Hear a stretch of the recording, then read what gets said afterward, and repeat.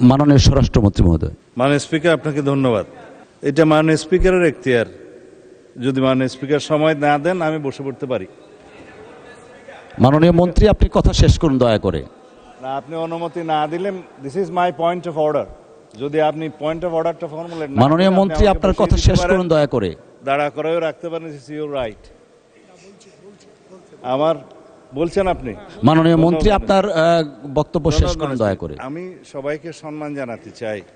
আপনি দয়া করে মাননীয় বিরোধী দলীয় নেতা একটা প্রস্তাব উত্থাপন করেছেন আলোচনার জন্য, যেটা মাননীয় স্পিকার বিগত দিনে ওনাকে অনুরোধ করেছিলেন আপনি বিধি মোতাবেক নোটিশ উপস্থাপন দেন, আমরা বিধি মোতাবেক আলোচনার জন্য আপনাকে সময় দেব।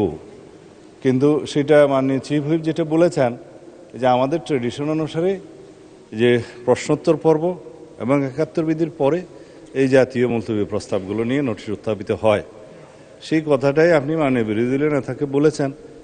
এখানে আমার মনে হয় না কোনো অধিকার ক্ষুণ্ণ হয়েছে। স্টে সেফের ডাবল লেয়ার প্রোটেকশনই পিরিয়ডের হেভি ফ্লোর দিনগুলোতে আমাকে রাখে নিরাপদে। Stay safe.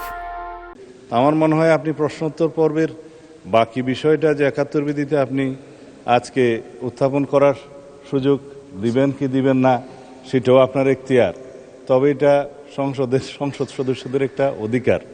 তো এরপরে যদি মাননীয় বিরোধী দলীয় নেতা তার নোটিশের প্রস্তাবটা উত্থাপন করেন, তার এগেনস্টে হয়তো আমাদেরও দুই চার কথা বলার থাকতে পারে, সেটা আমরা পয়েন্ট অফ অর্ডার ফর্মুলেট করেই বলব।